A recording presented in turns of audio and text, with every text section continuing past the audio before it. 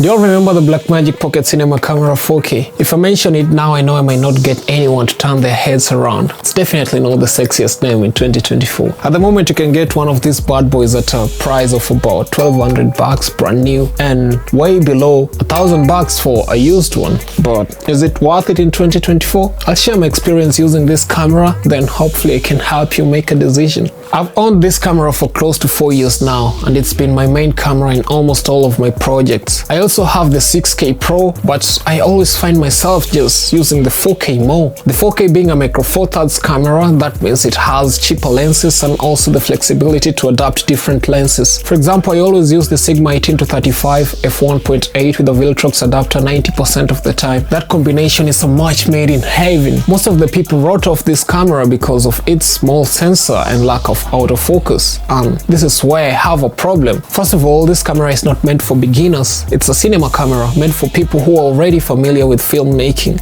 This means you have to be able to focus manually or get a focus puller. So the people bashing it for its lack of autofocus just got the wrong camera. The small sensor limits the camera's low light capabilities. Now, that's a problem.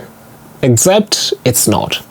Again, like I said at the beginning, this camera is not made for beginners. It's probably the best entry-level cinema camera ever made. So about low light, I think any pro knows how to get around this. I have shot a lot of low light scenes with this camera without any problem whatsoever. Well, it's not as great as a full-frame camera, but it does the job for me, simply because I know how to utilize the available lights to my advantage. With that said, I wouldn't take this camera with me to an event or party. This is because it makes no sense for me to be filming RAW or ProRes for 4 hours. That will probably fill up my SSD with huge files. I take this camera with me to film music videos and small commercials. For bigger high-paying commercials, I'd still take it as a B or C cam, but I'll either have my 6K Pro as the main camera or hire a better camera depending on the budget. I use the 6K Pro for the bigger projects, not because it's better than the 4K, but because I have it rigged up and some clients get impressed seeing such a big and sophisticated setup. Psychology. I've also had people complaining about the small sensor resulting to less bokeh when shooting using telephoto lenses, but I also don't think bokeh should be that pronounced in video like in photography.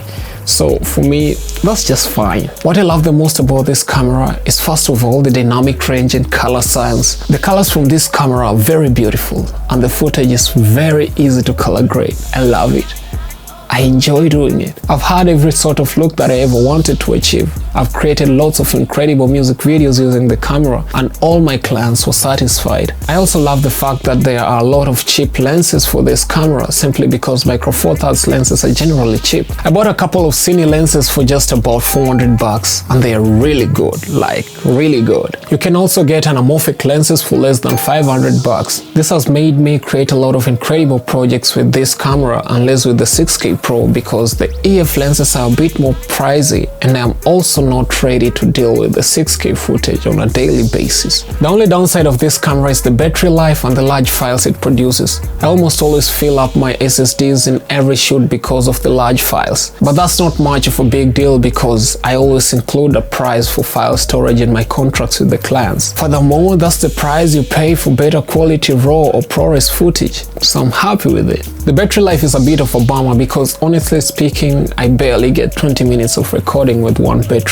But I got the NPF batteries to fix that and they give me a solid 3 to 4 hours, I think. I rarely use gimbals, but when I do, I use the Moza Air gimbal, which also gives me an option to power the camera for a solid 3 to 4 hours also. I can also charge the gimbal using USB-C cable, so a power bank helps sometimes. But if you want to check out how I power the camera, check out the video here at the corner or at the end of this video. To conclude this video, do I think the Blackmagic Pocket Cinema Camera 4K is worth buying in 2024?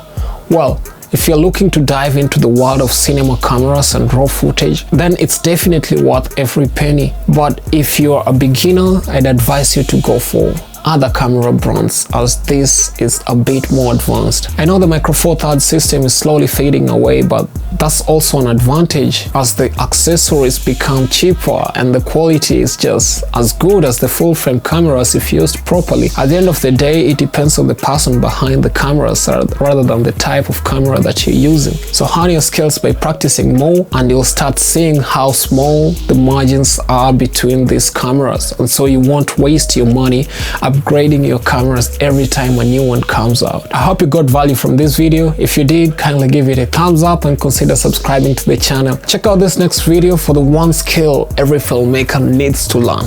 You have to check it out. Otherwise, thank you for watching and see you in the next one. Blessings.